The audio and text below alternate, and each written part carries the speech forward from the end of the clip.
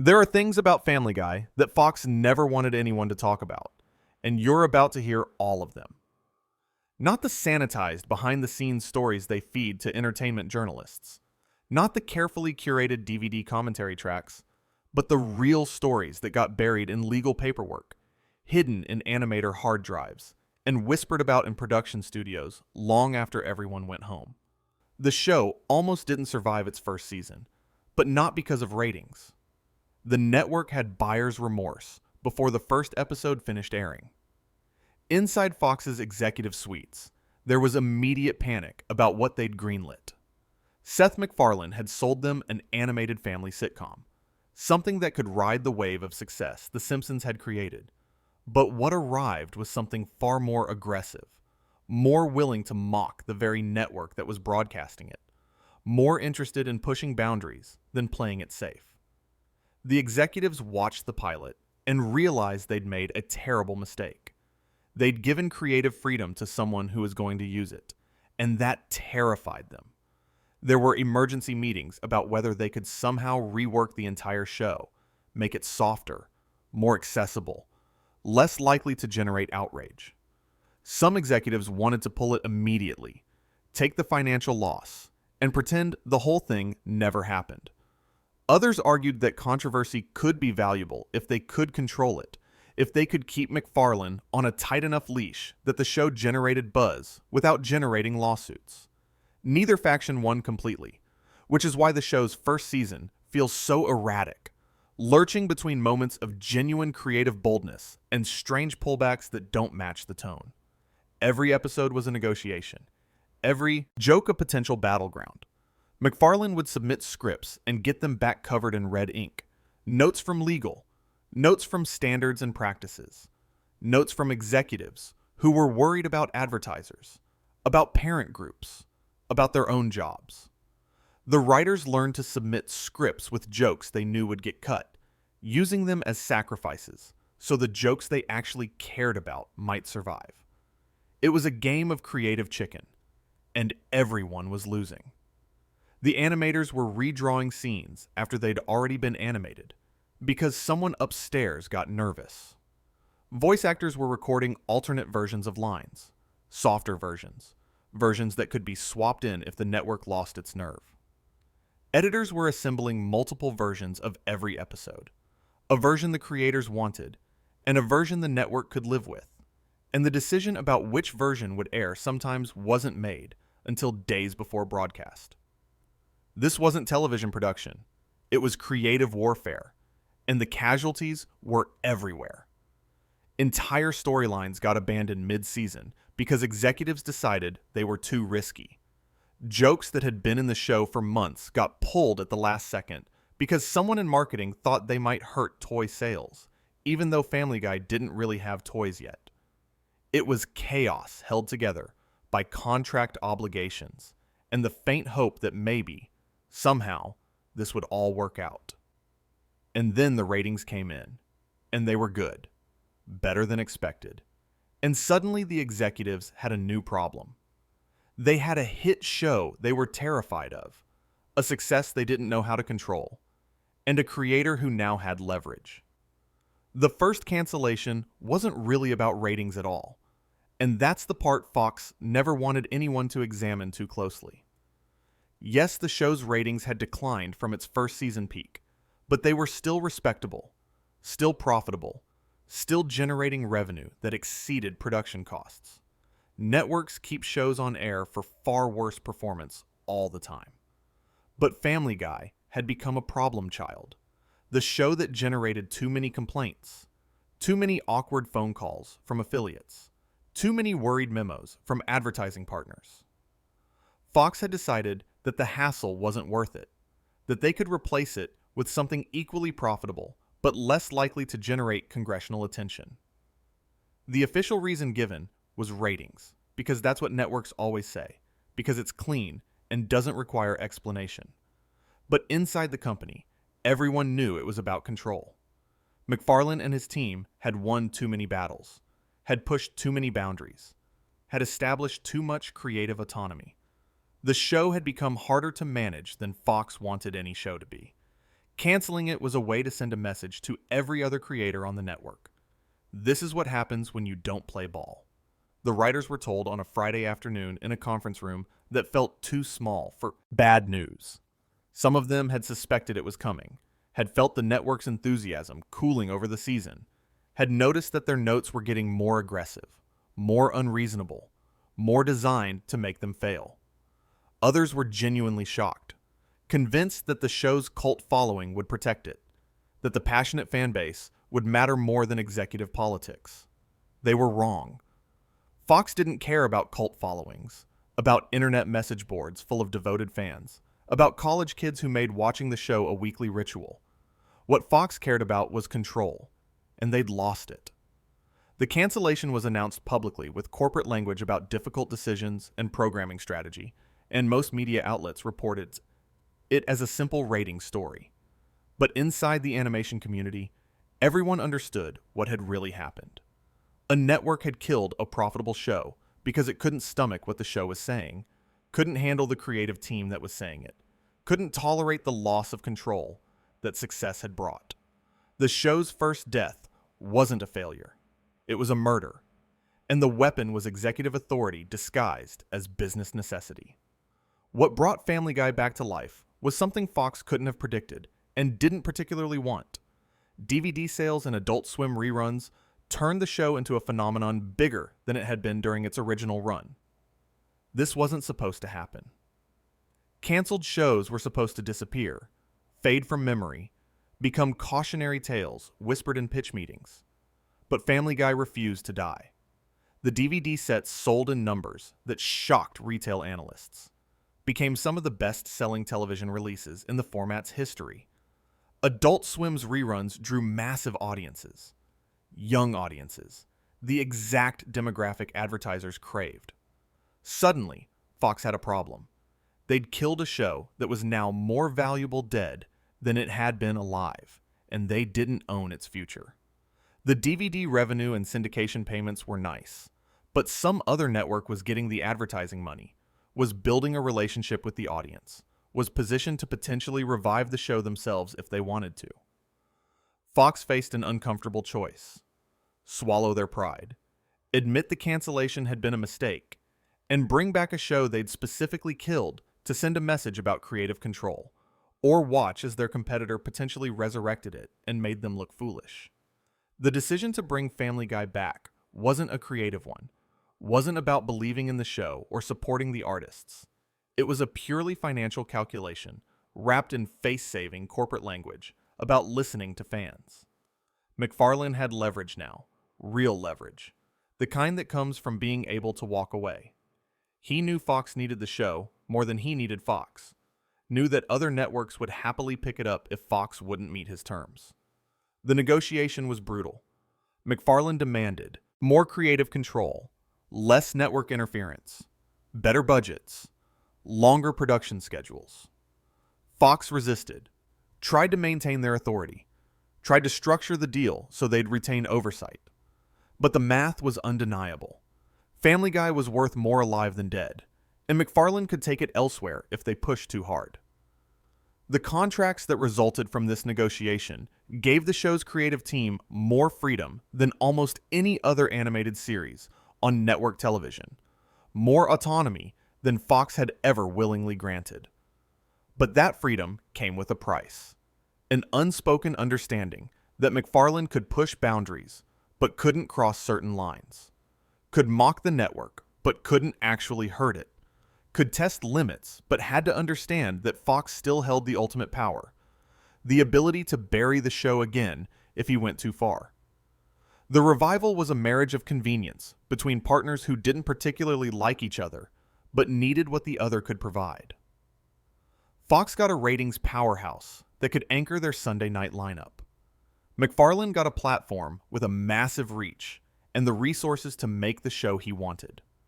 But the tension never disappeared, never fully resolved, just settled into a Cold War that would define the show's next 2 decades. There's an episode that was fully animated, fully voice acted, completely finished, and has never aired in the United States. It's not the one you're thinking of, not the one about abortion or the one about religion that gets referenced in clickbait articles. This one is different, more dangerous to Fox specifically, because it wasn't about pushing social boundaries.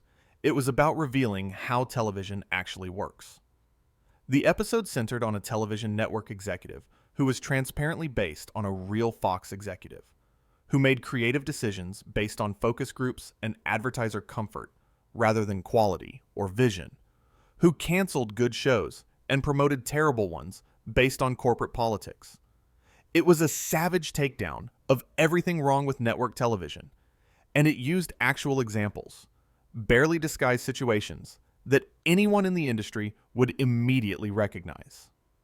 McFarlane and the writers thought they were being clever, thought that by making it a cartoon, they could get away with saying things that live-action shows couldn't. Thought that the network would have to air it because killing it would prove the episode's point. They were half right.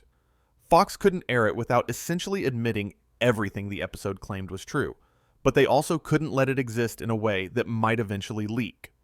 The solution that was bureaucratic and thorough. Bury it so completely that it might as well not exist. The episode was removed from production schedules. The files were archived, which in industry terms means locked away where they can't accidentally surface. The voice actors were asked, not quite ordered, but definitely asked, to not mention it in interviews. The animators were told the episode had been postponed indefinitely, which everyone understood meant canceled, but with plausible deniability. For years, rumors circulated about this episode, about what was in it, why it had been killed. Some people claimed it contained footage of actual Fox executives, which wasn't true, but sounded plausible enough to spread. Others said it included actual internal memos, which also wasn't true, but close enough to reality to feel believable. The truth was both simpler and more damning. It was just a well-written episode that told uncomfortable truths about how networks operate, how executives make decisions, how money and fear drive creative choices. Fox couldn't let it air because it was too accurate, because it would invite scrutiny into decisions they'd rather keep opaque, because once you start publicly admitting how the sausage gets made, audiences start asking uncomfortable questions. The episode exists somewhere in Fox's archives, a fully produced piece of television that cost hundreds of thousands of dollars and will likely never generate a cent of revenue. Occasionally, someone at the network will mention it as a cautionary tale, a reminder to other creators about the limits of creative freedom, about what happens when you mistake tolerance for permission. The writers who worked on it have moved on to other projects, but they remember it. Remember the experience of creating something that was too true to be allowed to exist. In a way, the episode accomplished its goal even without airing. It exposed the exact dynamic it was criticizing, proved its own thesis through its own suppression. The relationship between Seth MacFarlane and Fox has always been more complicated than either party publicly admits, and that complexity has shaped the show in ways that aren't immediately obvious. MacFarlane isn't just a creator working for a network. He's a brand that Fox has invested heavily in, a talent they've built multiple shows around, a personality they've promoted as the face of their animation block. But that investment creates its own tensions. MacFarlane has enough power that Fox can't simply overrule him on creative decisions the way they would with less established creators, but not so much power that he can completely ignore their concerns. Every episode is a negotiation. Every season, a series of compromises. And some of those compromises have fundamentally altered what Family Guy could have been. There are storylines that MacFarlane wanted to explore that Fox vetoed before they got past the pitch stage. Character developments that would have taken the show in different directions, but were deemed too risky or too expensive. Some of these vetoes were about content, about subject matter. Fox considered too controversial. Others were about business, about protecting the show's broad appeal, about not alienating demographic groups that advertisers cared about. And some were about ego, about executives needing to assert authority, needing to prove they still controlled the creative process even if they couldn't control it as completely as they wanted. MacFarlane learned to pick his battles, learned which fights were worth having, and which ones would just burn political capital for no real gain. He learned to frame controversial ideas in ways that made them seem less risky, to present bold creative choices as safe business decisions. He became fluent in the language of network television, the careful dance of risk assessment and profit projection that governs every decision. But that fluency came at a cost. The show that could have existed if MacFarlane had unlimited creative freedom, if every idea could be pursued without network interference, is very different from the show that actually aired. It's probably more extreme in some ways, more experimental in others, more willing to sacrifice broad appeal for creative vision. Whether that show would have been better is impossible to say, but it would have been different, and that difference represents everything that got lost in the negotiation between art and commerce. Fox doesn't want audiences thinking too hard about those negotiations, about how much the show they're watching has been shaped by executives they've never heard of, by corporate decisions that prioritize profit over creativity. The official story is that Family Guy is Seth MacFarlane's vision, realized more or less as he intended, with only minimal network oversight.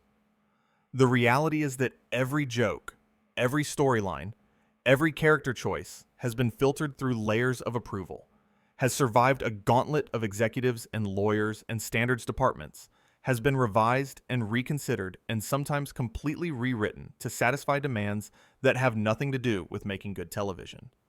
That doesn't make Family Guy a bad show, but it makes it a different show than it could have been. A compromised vision that succeeded despite the compromise, not because of it.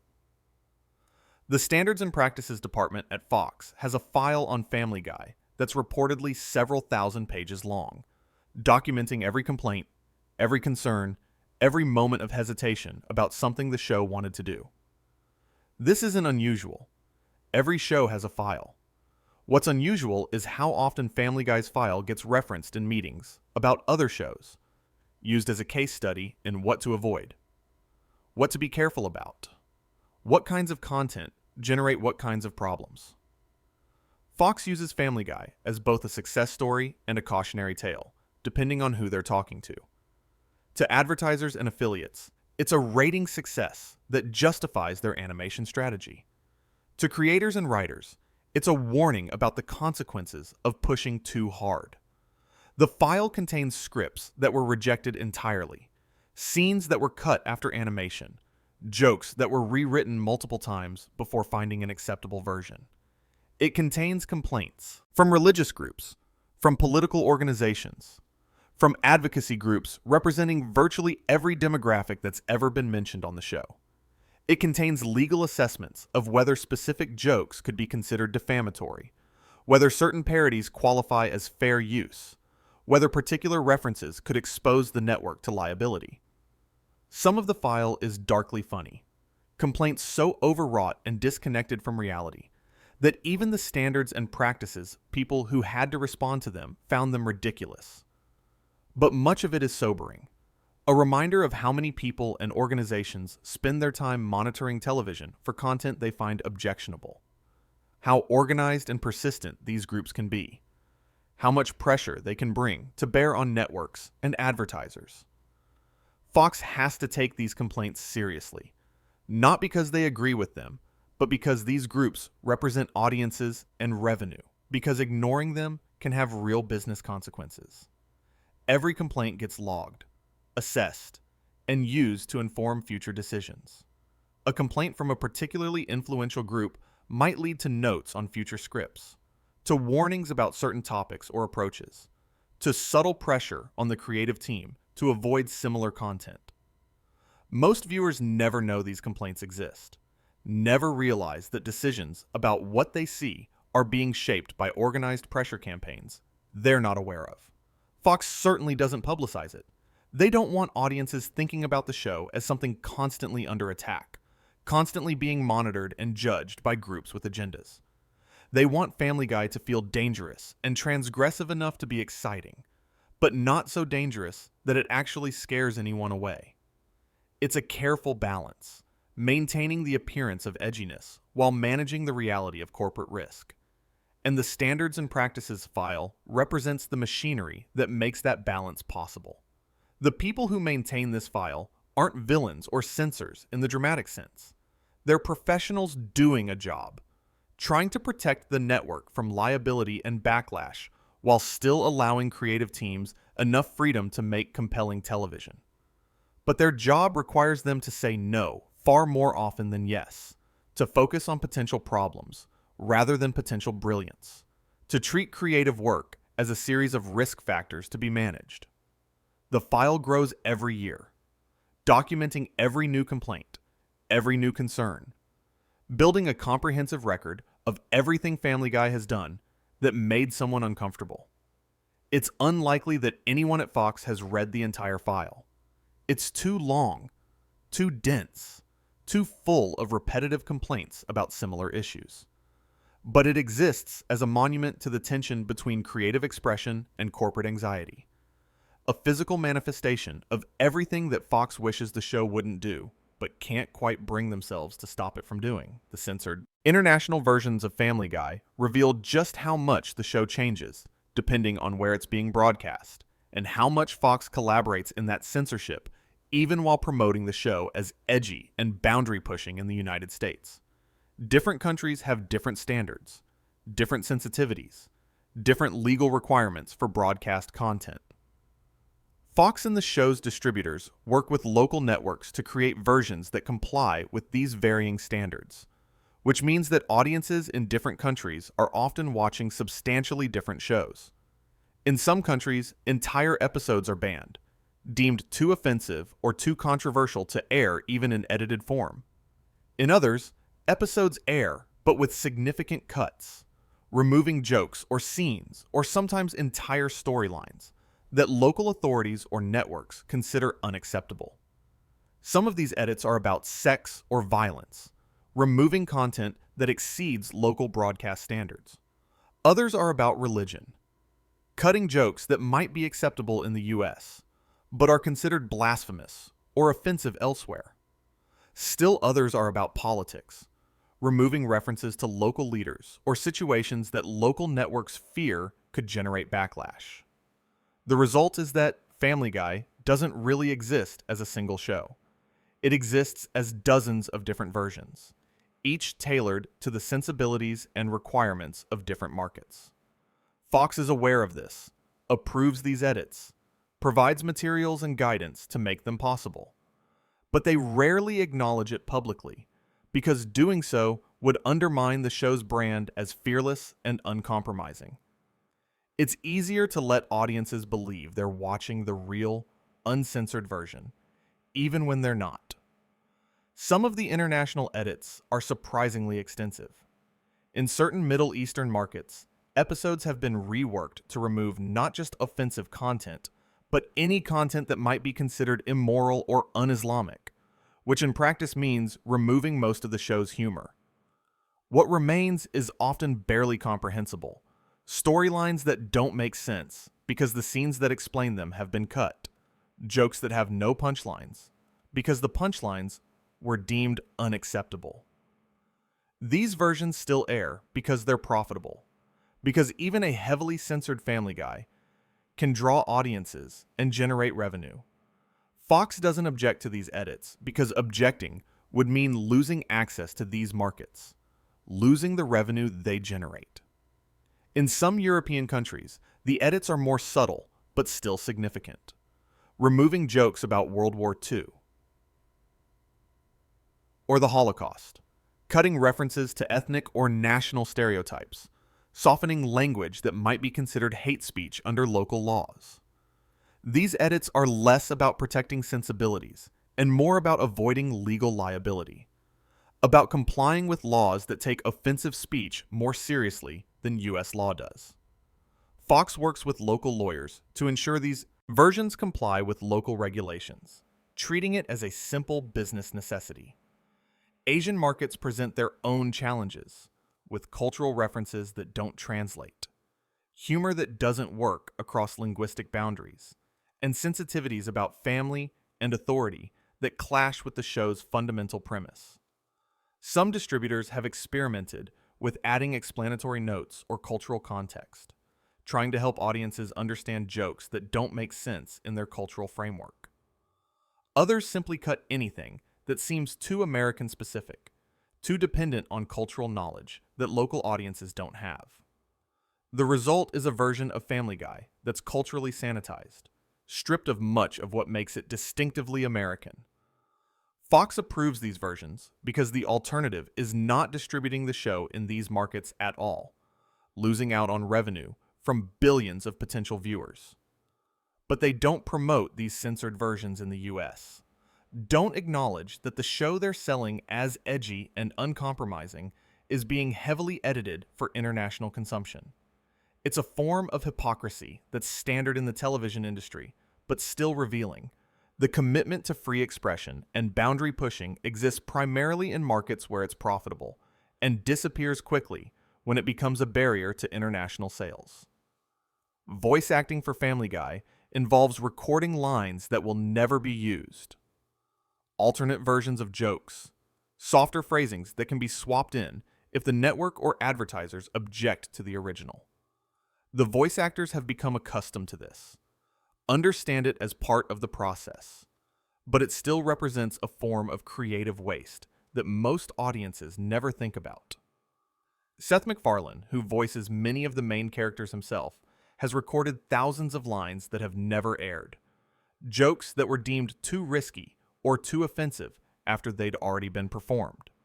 Sometimes these alternate lines are recorded as insurance, a way to have options if the network changes its mind. Other times, they're recorded because no one was quite sure what would be acceptable. So multiple versions were created, and the decision about which to use was postponed until later in the production process. The other voice actors experience similar dynamics, recording variations on scenes, different emotional readings, alternate jokes that might replace the originals if standards and practices objects. This isn't unusual in animation, where dialogue is recorded long before animation is complete, and changes can be made relatively easily. But the extent of it in Family Guy, the sheer volume of alternate content that gets recorded and discarded, reveals how uncertain the production process is, how much the show operates in a state of constant negotiation with the network.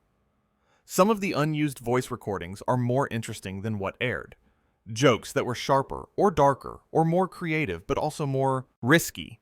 They exist in archives somewhere, probably on hard drives in production studios, unlikely to ever be released because Fox doesn't want to draw attention to what was cut, doesn't want audiences comparing the broadcast version to what could have been.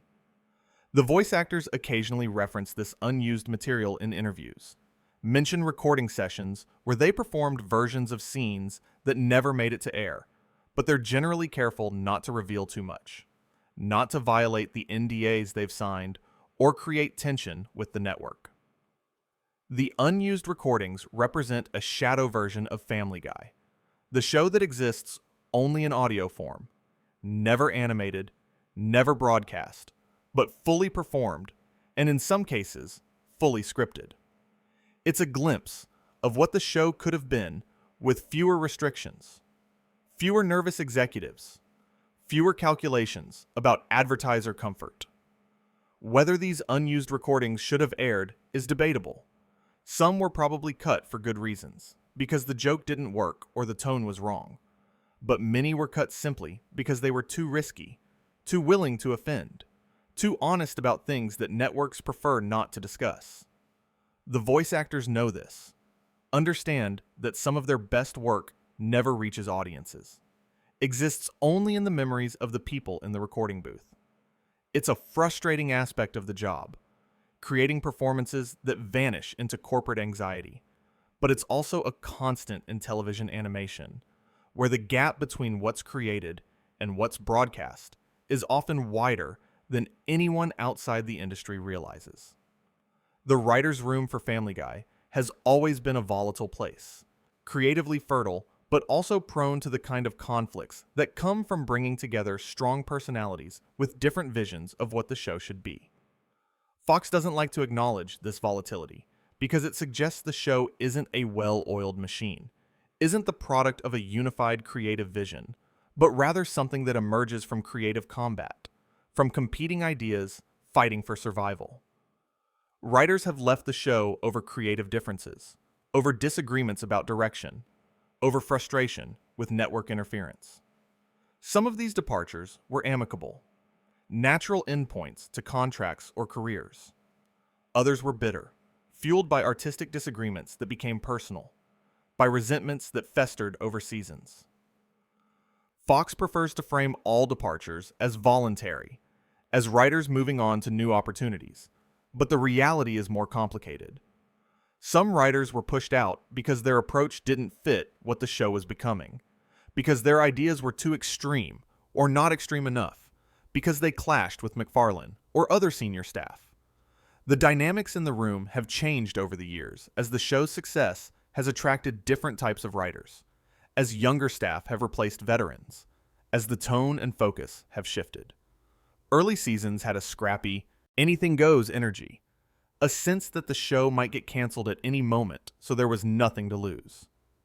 Later seasons, after the revival, had more confidence, but also more caution, an awareness that the show was now a valuable property that needed to be protected.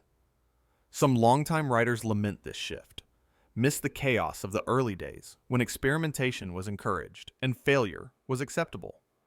Others embrace the later approach, appreciate the stability and resources that come with being a proven success. These tensions play out in the room during pitch sessions, during script development, during rewrites. Ideas that would have been greenlit immediately in Season 2 get debated endlessly in Season 12, analyzed for risk, tested against network comfort levels. The opposite is also true. Ideas that would have been rejected as too tame in early seasons get developed because they're safe, because they'll definitely make it past standards and practices.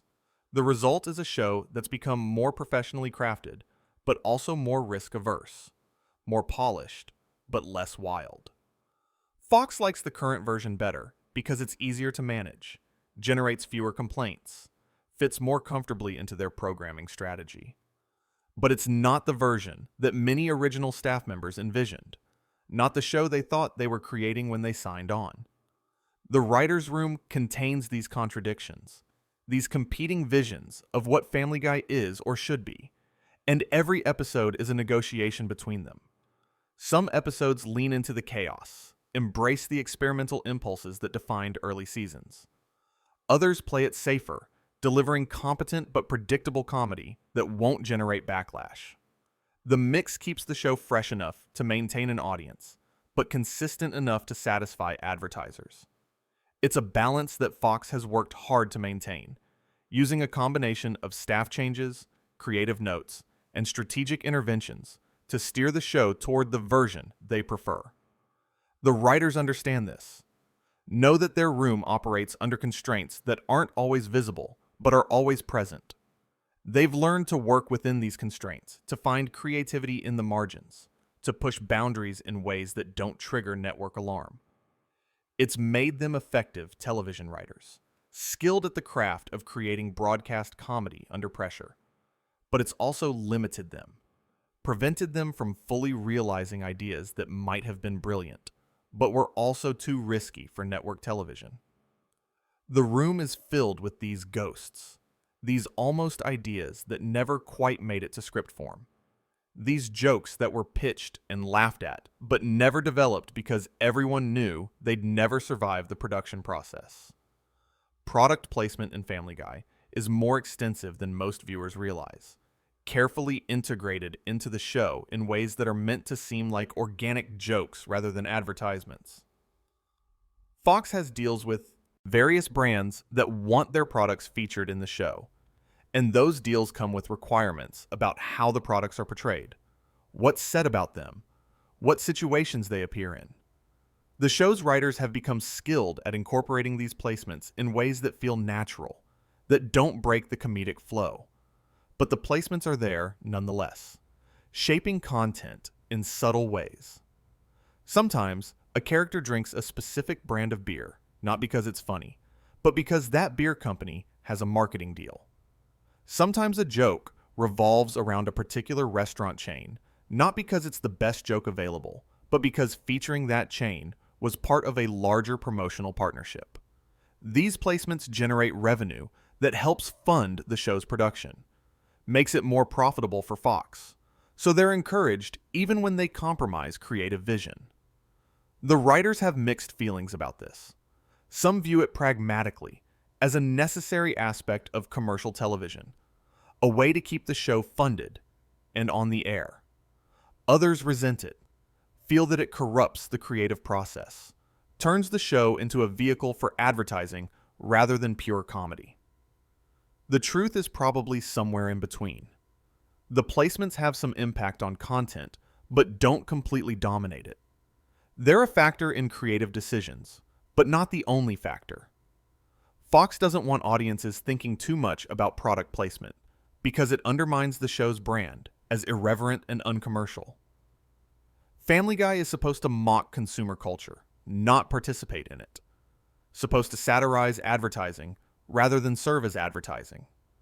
But the reality is that the show does both, sometimes simultaneously, criticizing consumer culture while also promoting specific products. It's a contradiction that's common in commercial television, but still revealing. The most successful placements are the ones viewers don't recognize as placements. The ones that feel like they emerged naturally from the story or the joke, rather than being inserted for commercial reasons. Fox and the brands they work with have become sophisticated at creating these apparently organic placements, at disguising advertising as content. The writers are part of this process, whether they want to be or not, crafting jokes that serve dual purposes, entertaining audiences while also promoting products. Some have rationalized this by arguing that since the show is satirical, even promotional content gets filtered through an ironic lens, becomes commentary rather than pure advertising. Others just accept it as part of the job, another constraint to work around, another way that commercial demands shape creative output. The extent of product placement in Family Guy has grown over the years as Fox has sought new revenue streams and as brands have become more interested in animation as a marketing platform. Early seasons had relatively little overt placement, but later seasons have more, integrated more, thoroughly into storylines. Fox views this as a success story, a way to make the show more profitable without sacrificing entertainment value. Whether viewers agree depends on whether they notice the placements and whether they care. Most probably don't notice, don't think about why Peter drinks a particular brand of beer or why certain restaurants appear repeatedly. But the placements are there, shaping content, directing creative energy toward promoting products rather than purely creating comedy. It's a compromise that Fox considers worthwhile, a trade-off between creative purity and commercial viability. The writers live with it because they don't have much choice, because refusing to incorporate placements would create conflicts with the network, might cost them their jobs. So they do it skillfully, professionally, making the best of a situation they didn't create and can't change. Meg's treatment on the show has generated controversy and concern, especially as cultural attitudes toward bullying and abuse have shifted. What was once played as straightforward comedy, the family's constant mockery and dismissal of their daughter, has become uncomfortable as audiences have become more aware of the psychological impact of familial abuse. Fox has never quite known how to address this, caught between the show's established dynamic and growing criticism that the Meg jokes have crossed from comedy into cruelty. The writers have occasionally tried to address it within the show, creating episodes that explore why Meg is treated this way, that give her moments of triumph or revenge. But these efforts are always temporary. By the next episode, the dynamic resets, and Meg is back to being the family's punching bag. Fox has resisted any fundamental change to this dynamic because it's become central to the show's identity, because many viewers find the Meg jokes funny, even if they're also cruel. But there's growing recognition, both inside and outside the network, that the treatment of Meg represents something darker than typical sitcom mockery, that it reflects attitudes about women and girls that are increasingly being challenged in broader culture. Some writers have privately expressed discomfort with the Meg storylines, feel that they've gone too far, that the character has become less a person and more a receptacle for abuse. But changing it now would require acknowledging that it was always problematic. And Fox isn't willing to do that, isn't willing to suggest that the show has been doing something wrong for 20 years. So the dynamic continues, even as the cultural ground shifts beneath it, even as more viewers question whether this kind of humor is really funny or just mean. Fox's official position is that it's satire, that the show is mocking bad parenting rather than endorsing it, that viewers are sophisticated enough to understand the difference. But that interpretation requires assuming that everyone watching is analyzing the show critically rather than just laughing at the jokes, and that's a generous assumption. Some viewers, especially younger ones, might be absorbing messages about how it's acceptable to treat family members, about how daughters and sisters can be devalued and dismissed, without recognizing that they're supposed to be critiquing rather than accepting these behaviors. Fox doesn't want to think too hard about this, doesn't want to examine the potential impact of having broadcast thousands of jokes premised on familial cruelty. It's easier to maintain that it's just comedy, just cartoons, that anyone who's upset is being too sensitive. But the criticism hasn't disappeared, has actually grown as the show has continued, as new generations of viewers encounter this dynamic and find it less funny than disturbing. Eventually, Fox might have to address this more substantively, might have to decide whether to evolve the character and her treatment or to defend the status quo. For now, they're avoiding the decision, hoping the controversy will fade, that cultural attitudes will shift again, that they won't have to choose between creative continuity and cultural sensitivity. The writers are caught in the middle of this, trying to write Meg jokes that are funny but not too cruel, that maintain the established dynamic but don't push it so far that it generates backlash. It's a difficult balance, and not one they always achieve. Some episodes treat Meg with genuine cruelty that's hard to watch, even in an animated sitcom.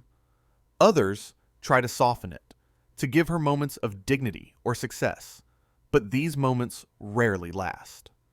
The character exists in a state of perpetual abuse, and while that might have seemed like edgy comedy when the show premiered, it increasingly feels like something else, something darker that Fox doesn't quite want to examine.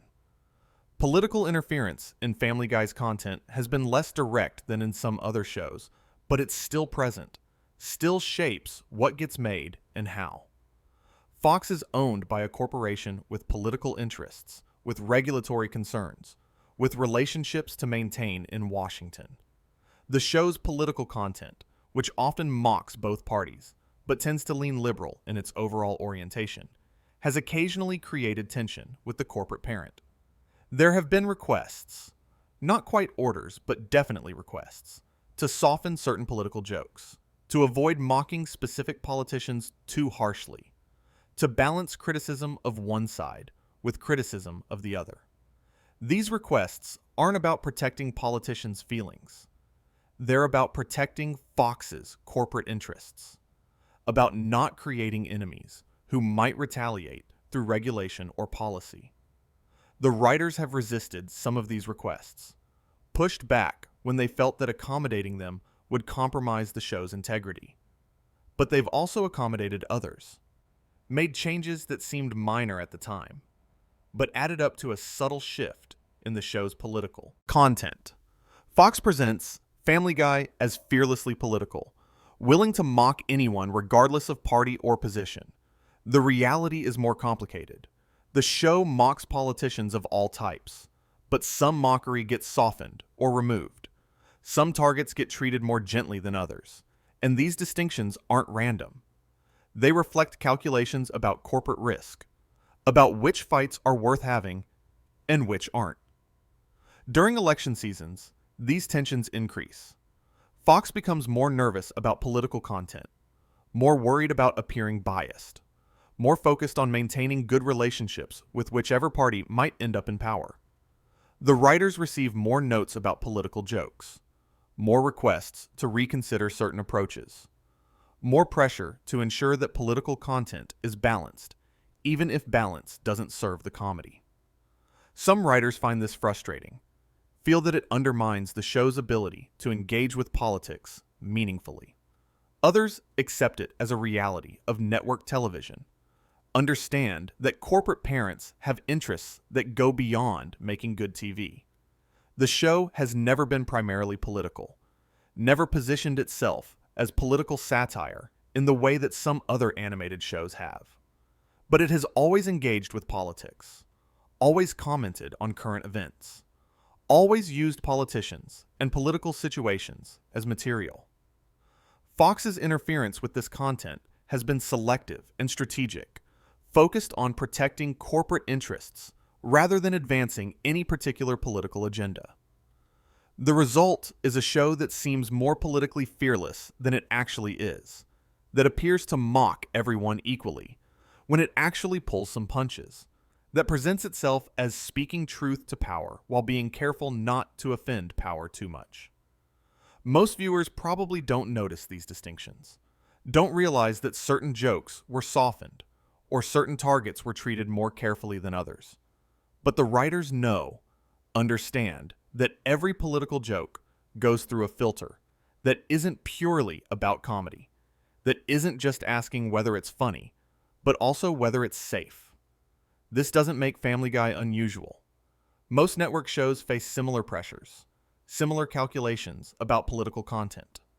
But it does make the show's reputation for fearlessness somewhat exaggerated, somewhat mythologized.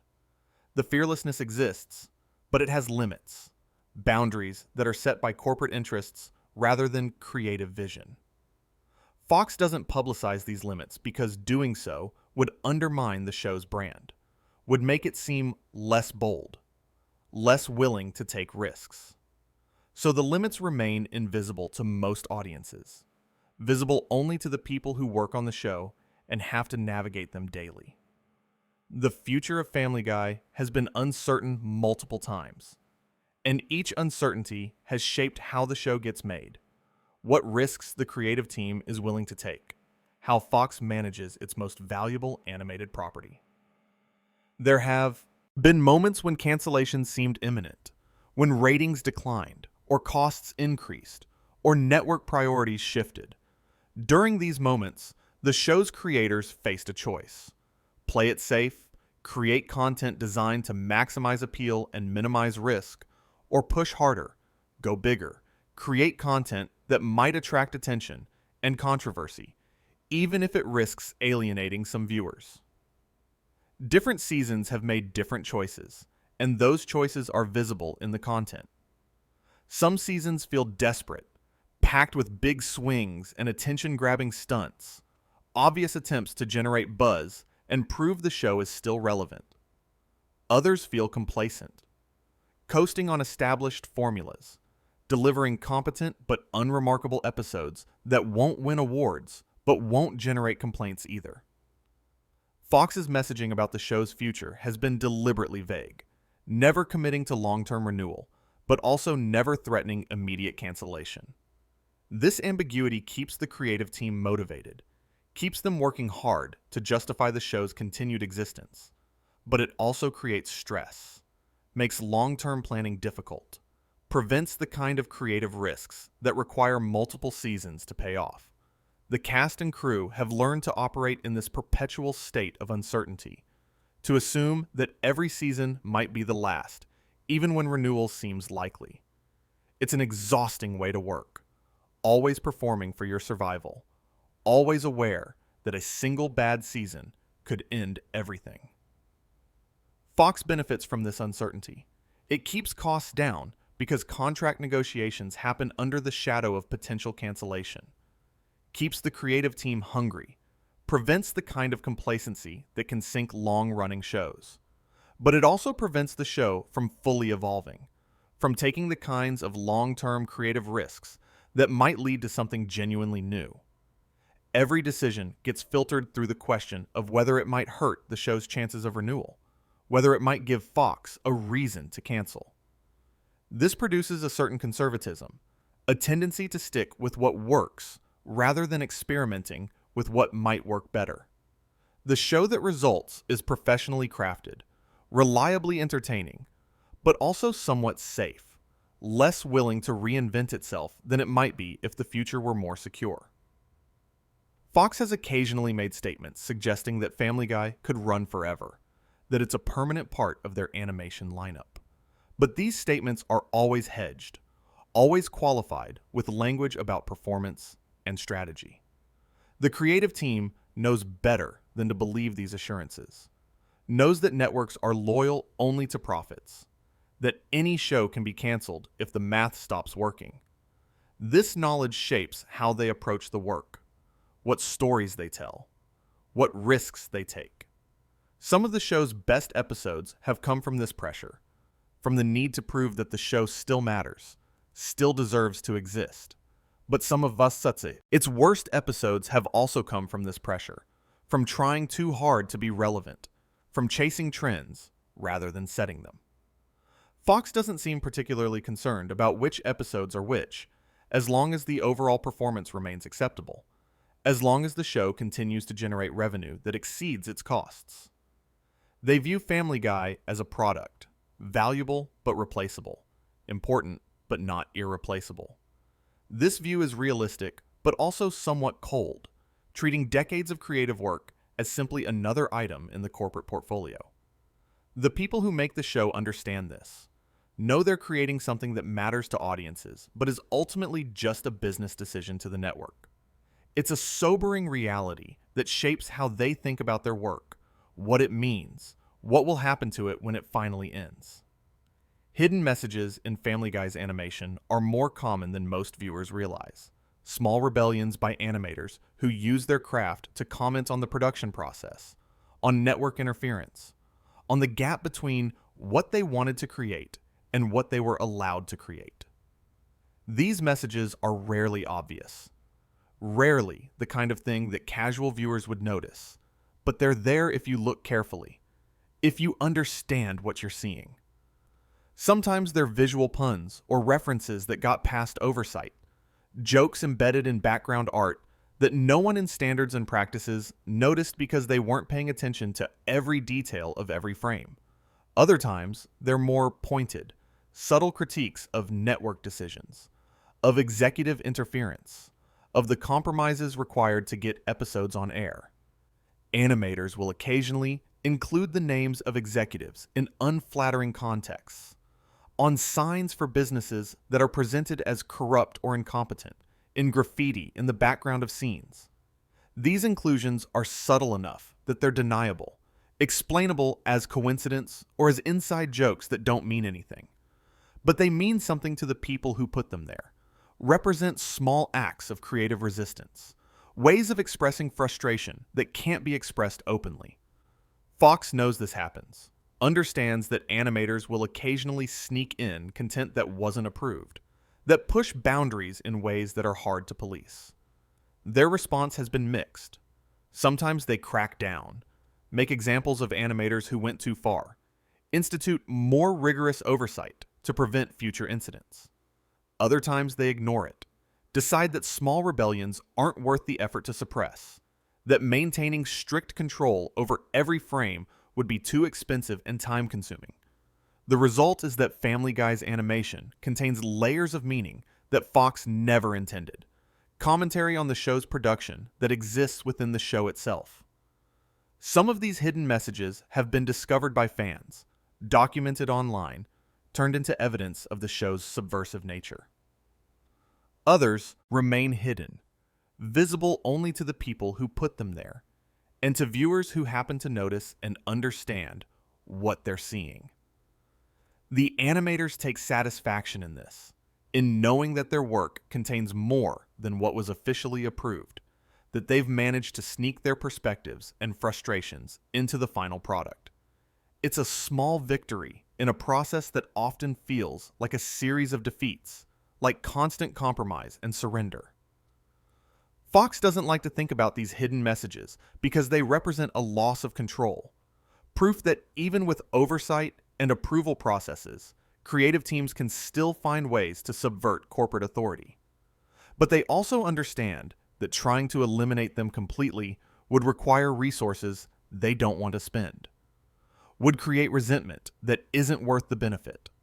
So they tolerate it, accept it as part of the cost of working with creative people, as long as it doesn't become too blatant, too obvious, too much of a threat to the show's commercial viability. The animators understand these boundaries, know how far they can push before they create real problems for themselves. They operate within those boundaries, but use every bit of space they're given, finding ways to make their work personal, even when it's being created under significant constraints. The hidden messages they leave behind are evidence of this, proof that even in commercial television, even in a show that's carefully managed and extensively overseen, there's still room for individual expression, for small acts of creative defiance. The question of Stewie's sexuality has been one that Fox has never wanted to address directly, never wanted to confirm or deny, never wanted to pin down with definitive answers. The character was created with ambiguity built in, designed to be whatever the comedy of a particular episode required, and that flexibility has been valuable creatively. But it's also generated controversy, particularly as LGBTQ+ representation in media has become a more discussed and debated topic. Some viewers interpret Stewie as gay, point to various episodes and jokes as evidence, and appreciate seeing a character they can read as representing their experience. Others argue that Stewie is too young for sexuality to be relevant, that any sexual content associated with the character is inappropriate given that he's an infant. Still others insist that Stewie is straight, that jokes suggesting otherwise are just jokes, not statements about the character's identity. Fox has carefully avoided weighing in on this debate, has allowed the creative team to keep the character ambiguous, has resisted pressure from all sides to provide a definitive answer. This ambiguity has allowed the show to have it both ways, to include content that LGBTQ+ viewers appreciate, while also maintaining plausible deniability that could protect the show from backlash in less progressive markets. Seth MacFarlane has occasionally addressed Stewie's sexuality in interviews, usually with non-committal answers that preserve the ambiguity while acknowledging that the question is legitimate. He's suggested that Stewie might be gay, might not be, might be something else entirely, and that the show isn't interested in providing definitive answers. This approach has frustrated viewers on all sides of the debate, those who want clear representation and those who want clear denial. But it's also allowed the show to continue evolving how it portrays the character without being locked into a single interpretation. Fox supports this approach because it's the safest option, the one least likely to generate organized backlash or to limit the show's international marketability. A definitive statement that Stewie is gay would please some viewers, but would also create problems in markets where LGBTQ+ content is censored or restricted. A definitive statement that he's not gay would disappoint viewers who have identified with the character, would seem like erasure of representation that they valued. Maintaining ambiguity allows Fox to avoid both problems, to keep all audiences engaged, to maximize the show's commercial appeal. But this commercial calculation comes at a cost to representation, to the clarity that meaningful LGBTQ+ representation requires. Ambiguous characters can be valuable, but they can also feel like half measures, like networks wanting credit for representation without committing to it fully. The Stewie situation illustrates this tension. Fox wants to be seen as progressive, wants to appeal to LGBTQ+ audiences, but doesn't want to make commitments that might hurt the show's performance in socially conservative markets. So they maintain the ambiguity, allow the character to remain undefined, and hope that viewers on all sides will be satisfied enough not to cause problems. The creative team has learned to work within this framework, to write Stewie content that can be read multiple ways, that satisfies different audiences with different interpretations. It's a skillful balancing act, but it's also a compromise, a way of avoiding clear statements that might be artistically or socially valuable because they might also be commercially risky. Fox is proud of this balancing act, sees it as sophisticated management of a complex creative and commercial challenge. Whether audiences should be satisfied with this approach, whether ambiguity is adequate representation, is a question Fox would prefer not to examine too closely. The contract negotiations that happen between seasons are where much of the show's actual direction gets determined, where Fox and the creative team hammer out what the show will be allowed to do, what resources it will have, what restrictions will apply. These negotiations aren't public, aren't discussed in entertainment journalism, but they're crucial to understanding why the show changes from season to season, why certain types of content appear or disappear, why the show sometimes feels like it's trying new things and other times feels like it's retreating to safe territory. Fox enters these negotiations with clear objectives: maintain the show's profitability, reduce costs where possible, limit creative risks that might generate backlash or legal liability, ensure that the show continues to serve the network's broader programming strategy. The creative team enters with different objectives: maintain or expand creative freedom, secure better budgets, reduce network interference, get commitments about the show's future so they can plan long-term storylines. These objectives don't align neatly, which is why the negotiations can be protracted and contentious. Both sides have leverage. Fox controls the distribution platform and the marketing muscle, while the creative team controls the creative vision that makes the show valuable. Neither side can succeed without the other, which means neither side can push too hard without risking the relationship. The contracts that result from these negotiations are complex documents that specify not just financial terms, but creative parameters, outlining what subjects can be addressed, what language can be used, what oversight the network retains.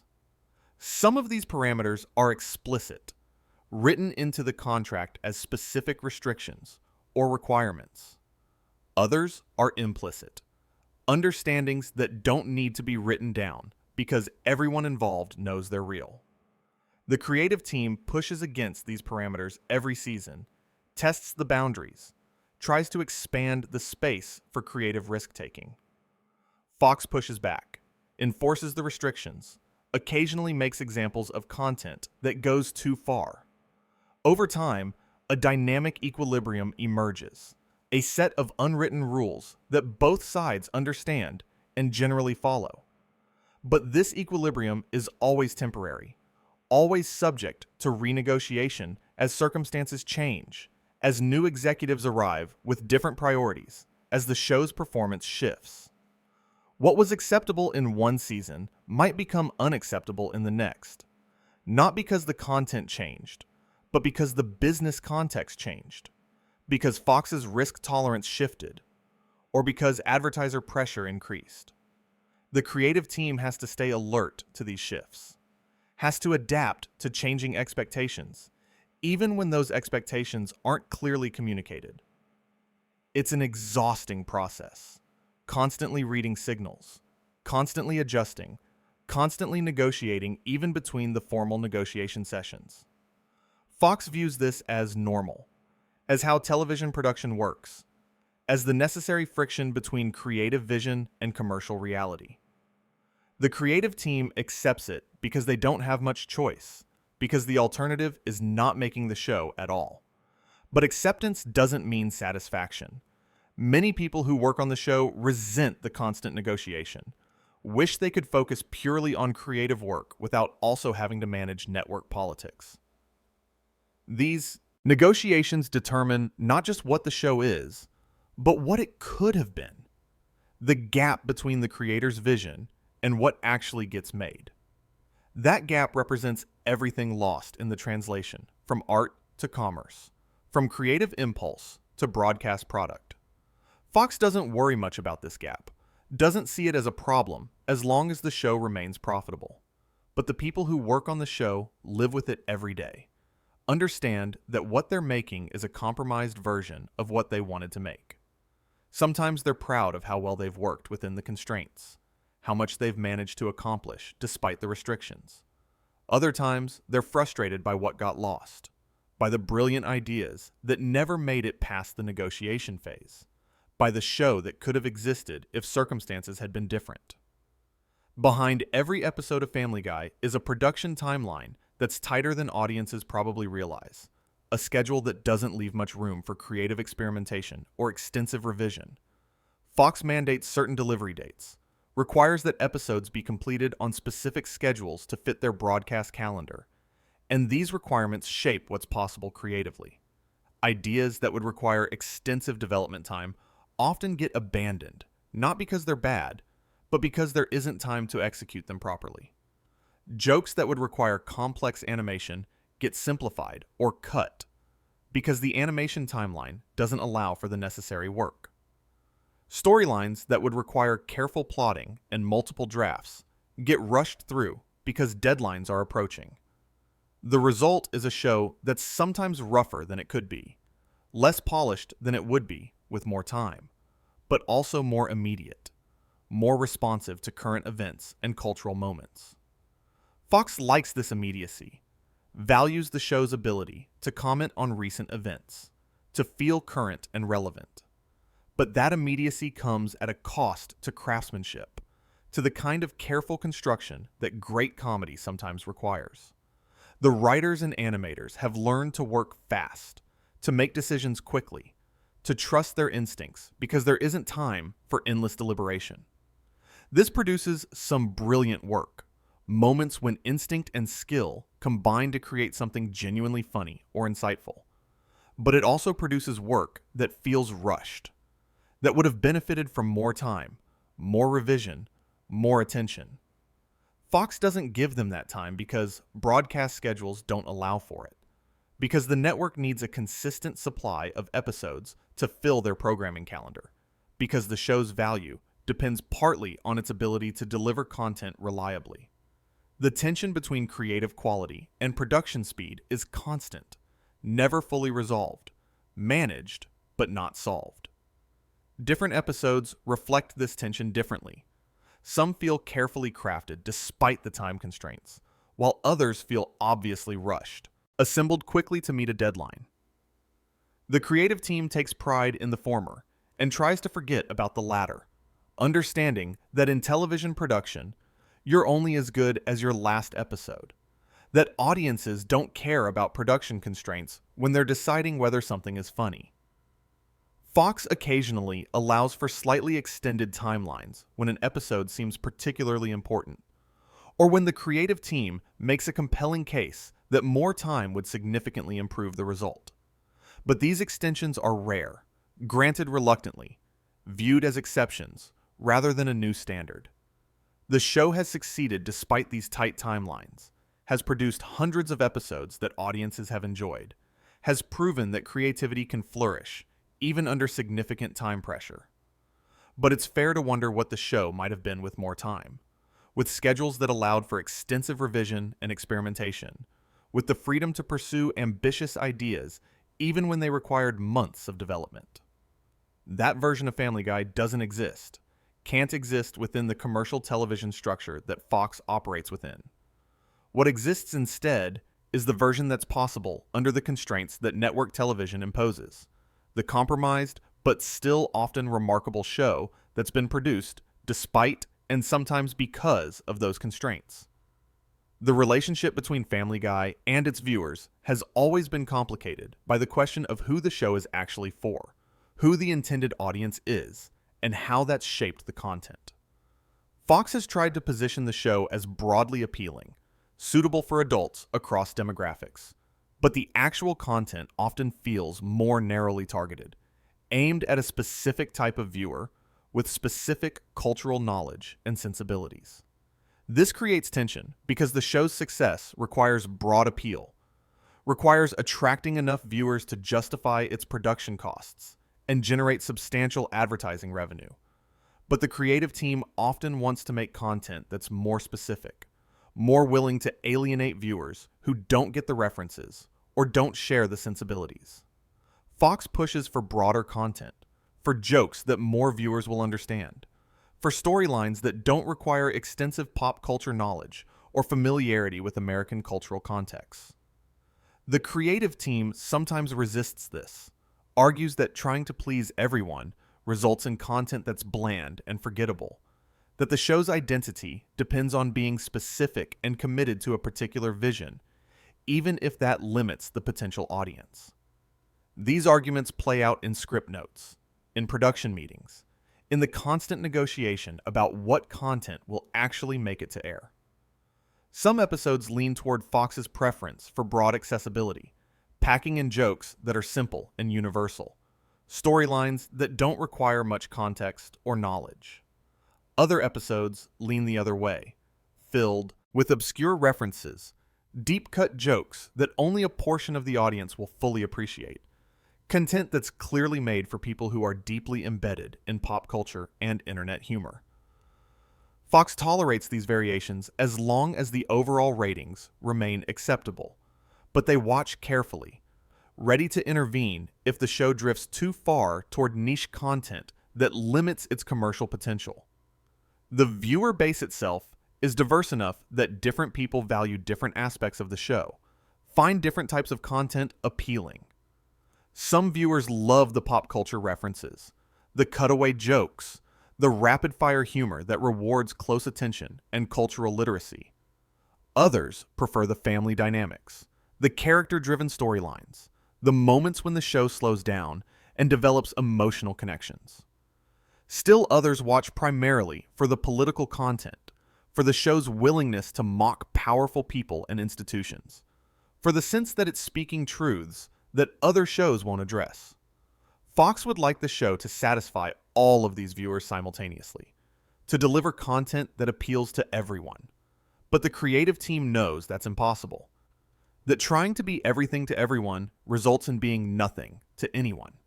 So they make choices, emphasize different aspects in different episodes. Hope that the overall mix keeps enough viewers satisfied to maintain the ratings Fox requires. This approach works most of the time, but it also means that almost every viewer has episodes they love and episodes they dislike. Content that feels like it was made specifically for them, and content that feels like it was made for someone else entirely. Fox is comfortable with this variation as long as no single episode alienates too much of the audience, as long as viewers keep coming back even when individual episodes don't fully satisfy them. The show's longevity suggests that this strategy has been successful, that viewers are willing to tolerate content that doesn't appeal to them personally as long as there's enough content that does.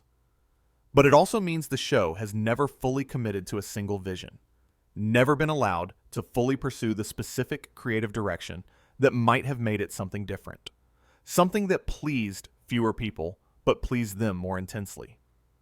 The international distribution of Family Guy has generated revenue that Fox considers crucial to the show's overall profitability, but it's also created responsibilities and constraints that the creative team sometimes finds frustrating. When you're creating content that will be broadcast in dozens of countries with wildly different cultural norms and legal restrictions, you have to make choices about what content to include, what content to avoid, how to handle cultural references that won't translate. Fox wants the show to be as internationally marketable as possible, which means avoiding content that will be difficult or impossible to distribute in major markets. This influences script development in subtle ways. Writers learn that certain types of jokes will create distribution problems, that certain cultural references will be meaningless to international audiences, that certain political content will be censored or banned in specific markets. Not all of this guidance comes explicitly from Fox.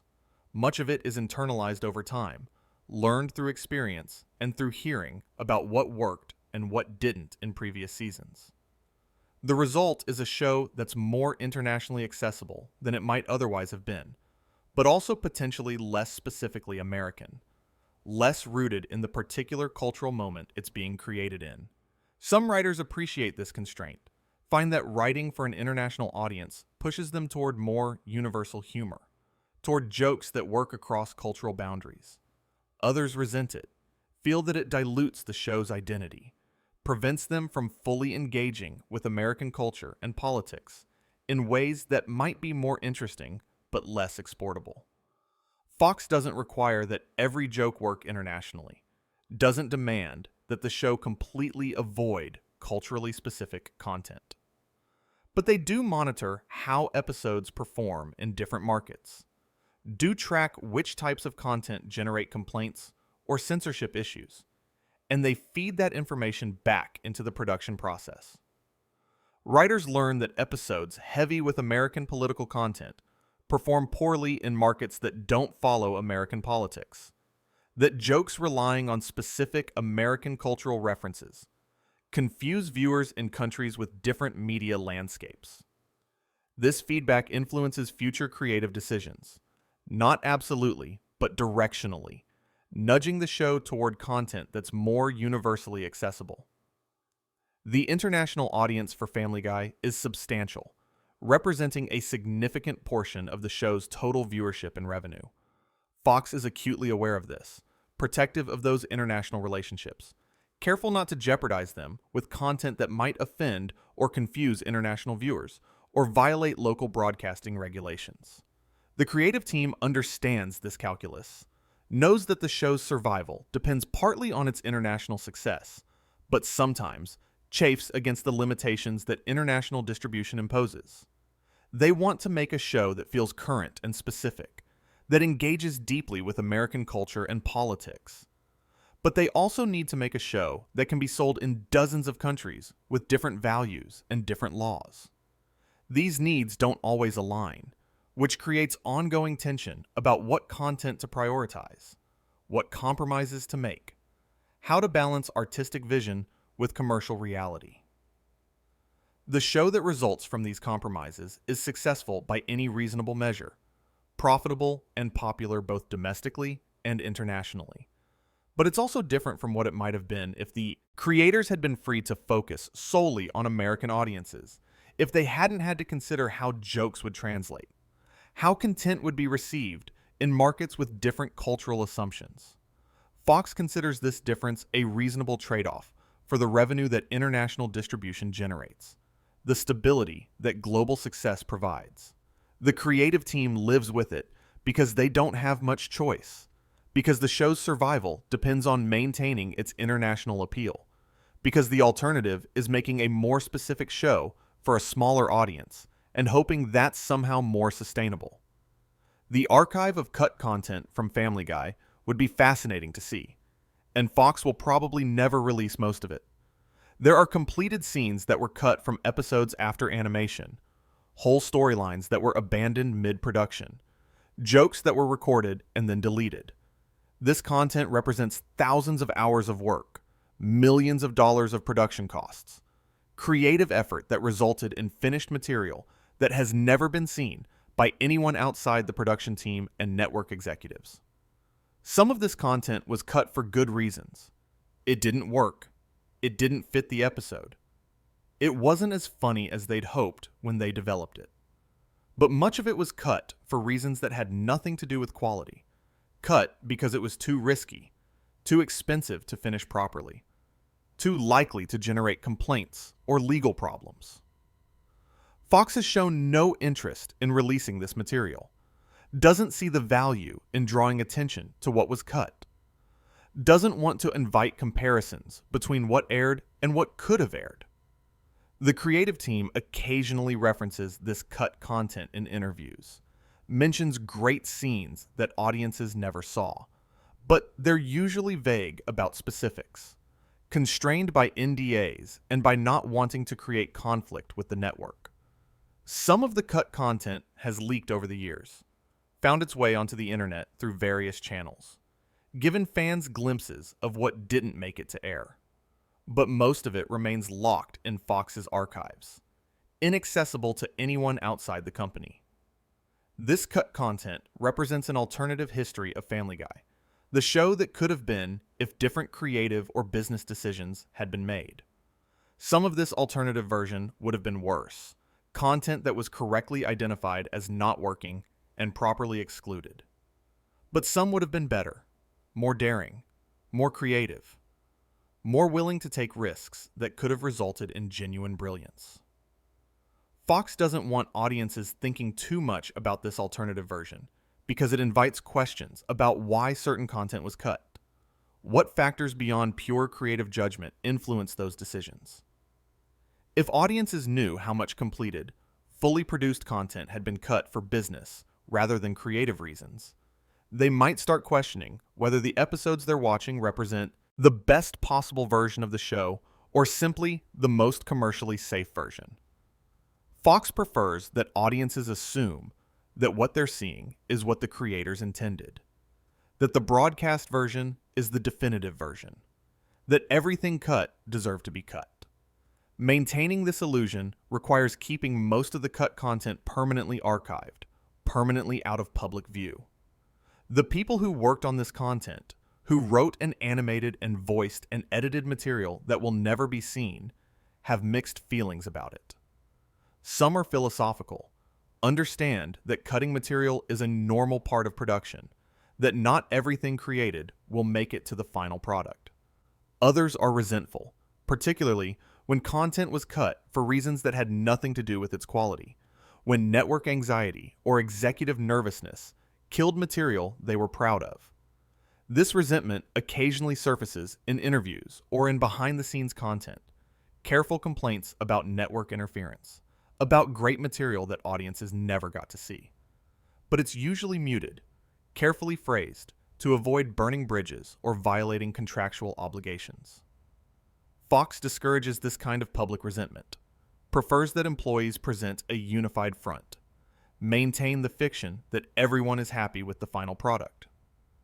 The existence of extensive cut content challenges that fiction, suggests that the production process involves more conflict and compromise than Fox wants to acknowledge. So the content stays archived, stays hidden, stays out of the conversation about what Family Guy is and what it could have been. The way Fox markets Family Guy has always involved a certain amount of dishonesty, not outright lies, but strategic omissions, careful framings that emphasize certain aspects of the show while downplaying others. They market it as edgy and transgressive, willing to mock anyone and anything, fearless in its comedy. This marketing is effective because it captures something true about the show's identity, something that audiences respond to. But it's also misleading because it suggests a level of creative freedom and risk-taking that doesn't quite match the reality of how the show gets made, the constraints it operates under, the compromises it makes to stay on air. Fox doesn't mention the extensive network oversight, the standards and practices review, the advertiser considerations that shape content. They don't talk about the jokes that get cut, the storylines that get abandoned, the creative decisions that are made for business rather than artistic reasons. The marketing presents the show as pure creative expression, McFarlane's unfiltered vision reaching audiences without significant interference. The reality is that every episode is filtered through multiple layers of oversight, shaped by commercial considerations, adjusted to balance creative vision with network requirements. Fox knows that audiences respond to the idea of transgressive, uncensored comedy, that marketing the show as dangerous and boundary-pushing attracts viewers. So they emphasize those aspects while quietly managing the reality of how much the show is actually managed and constrained. This isn't unusual in television marketing. Most shows are presented as more than they are, their best qualities emphasized, and their limitations minimized.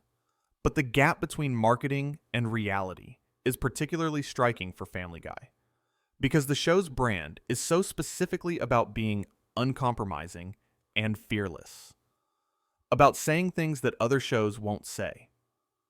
When that brand is built partly on myth, when the fearlessness is more limited than the marketing suggests, It represents a kind of betrayal of the audience's trust. Fox would argue that the marketing is essentially accurate, that Family Guy is edgier and more willing to push boundaries than most network comedy, that the constraints they impose are minimal compared to what other shows face. But that's a matter of degree, not kind. The show is still constrained, still shaped by commercial considerations, still operating within boundaries that Fox carefully maintains. The marketing obscures these realities, presents the show as more free than it actually is, and Fox benefits from that obscurity, from audiences believing they're watching something more dangerous and uncompromised than they really are. The creative team has complicated feelings about this marketing approach. On one hand, it's flattering to be presented as fearless rebels, to have the show marketed as cutting edge and transgressive. On the other hand, they know the reality, know how much their work is shaped by network requirements, know that the fearlessness has limits that the marketing doesn't acknowledge. Some have spoken carefully about this in interviews, tried to provide a more nuanced picture of how the show gets made without directly contradicting Fox's marketing. Others just accept it as part of the television business, understand that marketing is always somewhat fictional, that the job of promotion is to attract audiences, not to provide accurate behind-the-scenes details. Fox doesn't want the creative team discussing these issues too openly, prefers that public statements support the marketing narrative rather than complicating it. The result is that most discussions of Family Guy, even those involving people who make the show, tend to reinforce the idea that it's a fearless, unconstrained creative effort, when the reality is considerably more complicated. The legal department's involvement in Family Guy is extensive and ongoing, and their influence on the final product is probably larger than most viewers realize. Every script is reviewed by lawyers who assess whether specific jokes or content could expose Fox to legal liability. Every parody is evaluated to ensure it qualifies as fair use, that it doesn't cross the line into defamation or copyright infringement. Every use of real names or likenesses is scrutinized to determine whether it could generate lawsuits. This legal review shapes content in significant ways, often killing jokes or entire scenes that the creative team considered highlights of an episode. The lawyers aren't making creative judgments. They're making risk assessments, calculating the probability that specific content will result in legal action and the potential cost if it does. Their job is to protect Fox from liability, not to make good television, and these objectives sometimes conflict. A joke might be brilliant, but also legally risky, and in those cases, the legal department will usually recommend removing it, shifting the calculation in favor of safety over creativity. Fox typically accepts these recommendations, decides that avoiding legal risk is more important than preserving any individual joke or scene. The creative team finds this frustrating, but understands the logic. Legal battles are expensive and time-consuming, can generate negative publicity, even if Fox ultimately wins, and most importantly, can hurt the show's profitability, regardless of the outcome. The legal review process has become more extensive over the years as Fox has become more risk-averse, more concerned about protecting its assets from legal challenges.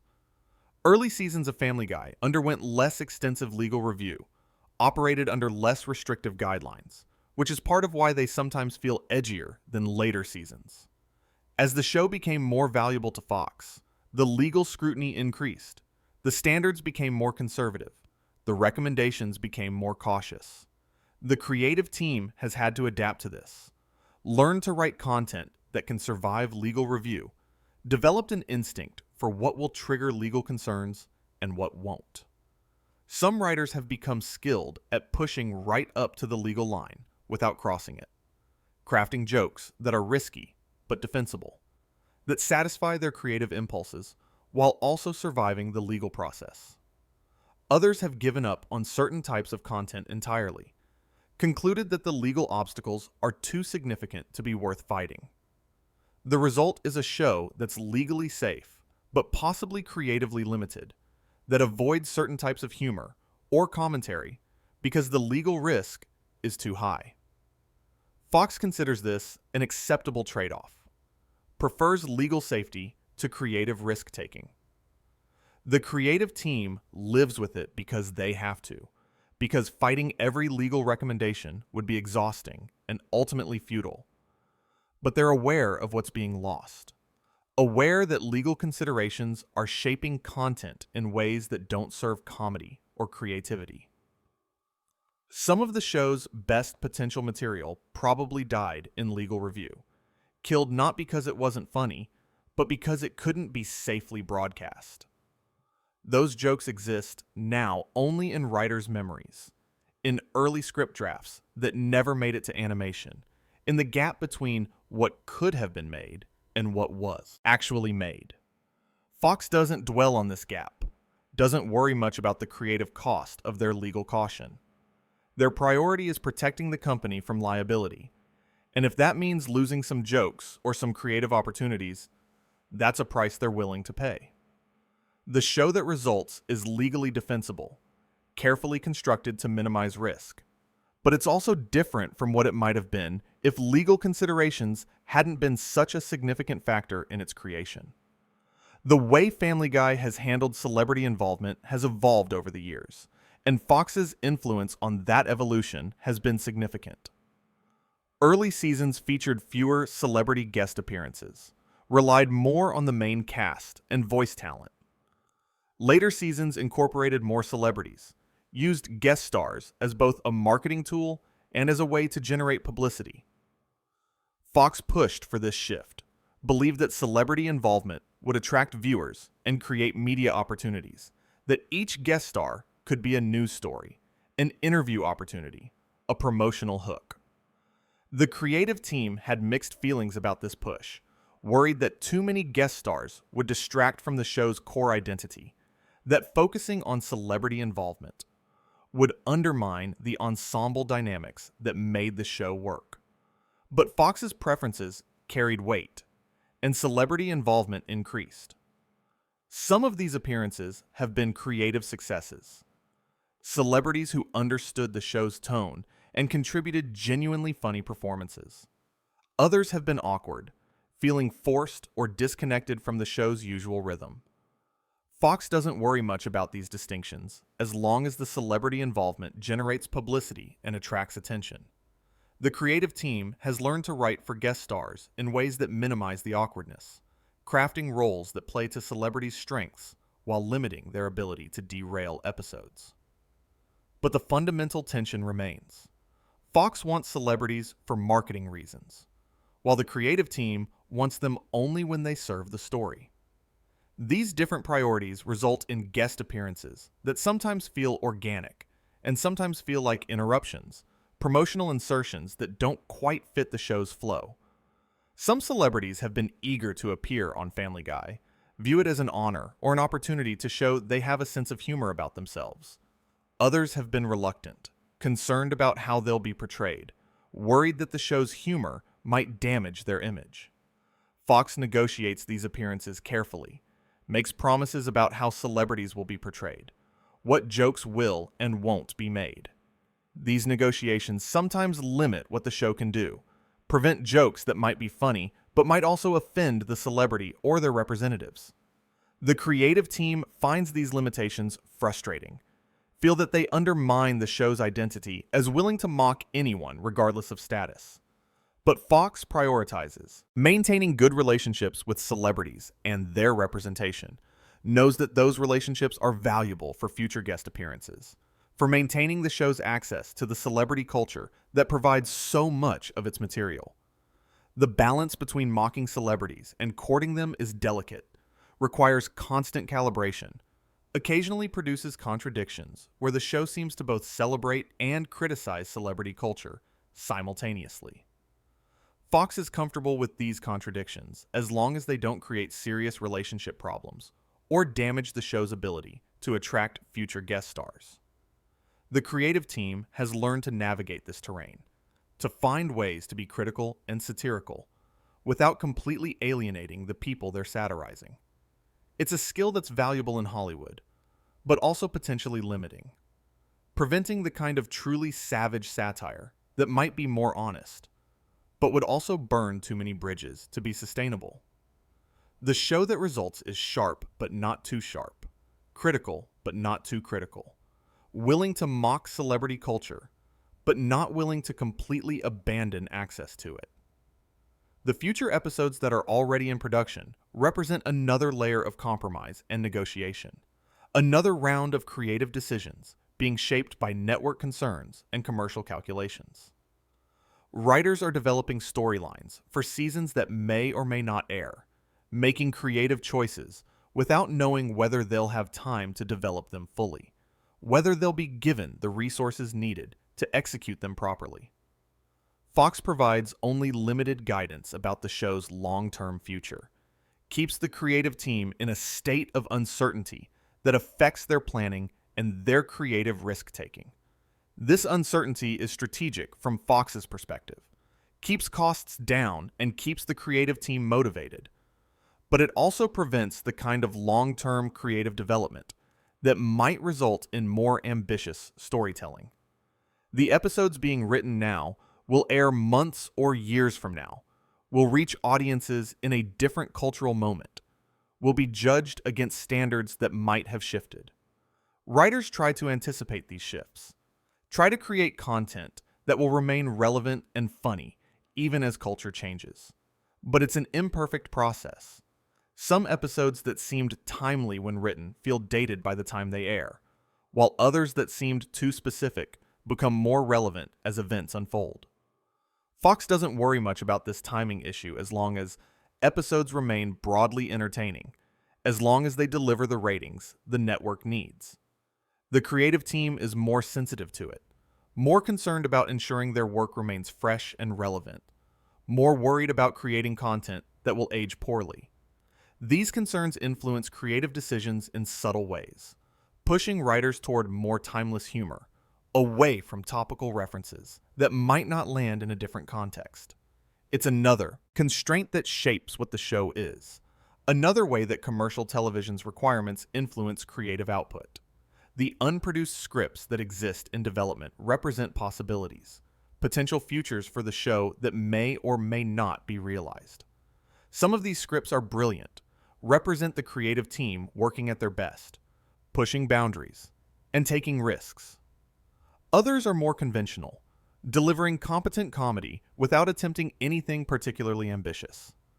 Fox will ultimately decide which of these scripts gets produced, which storylines get developed, which creative directions the show is allowed to pursue. Those decisions will be based partly on creative merit, but also on business considerations, on what fits Fox's programming strategy, what seems likely to attract audiences and advertisers. The creative team knows this, understands that their best work might not be what gets produced, that creative excellence doesn't always align with commercial viability. They write the scripts anyway, develop the storylines, create the material, hoping that enough of it will survive the production process to represent their vision. Some of it will, some won't.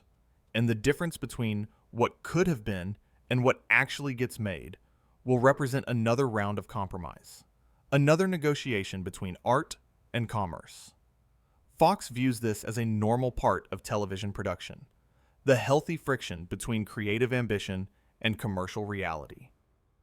The creative team experiences it as something more frustrating, a constant battle to preserve their vision against pressures that have nothing to do with making good television. Both perspectives have validity. Both represent real aspects of how Family Guy gets made. The show that results from this process has succeeded beyond what anyone expected when it premiered, has entertained millions of viewers, has become a significant cultural property for Fox. But it's also a compromised show, different from what it could have been if commercial considerations hadn't shaped it so significantly. That compromise is visible in every episode if you know what to look for, if you understand the pressures that shape network television, if you can see the gap between creative vision and broadcast reality. Fox doesn't want audiences seeing that gap, doesn't want the compromises to be visible. They want Family Guy to seem like pure creative expression, like exactly what its creators intended. The reality is more complicated, more constrained, more the product of negotiation and compromise than Fox's marketing suggests. And in that gap, in that space between what the show could have been and what it actually is, lives everything that Fox doesn't want you to know about Family Guy. Everything that got buried in legal files and production memos and archived footage. Everything that shaped the show you've been watching for 25 years without you quite realizing it was being shaped at all.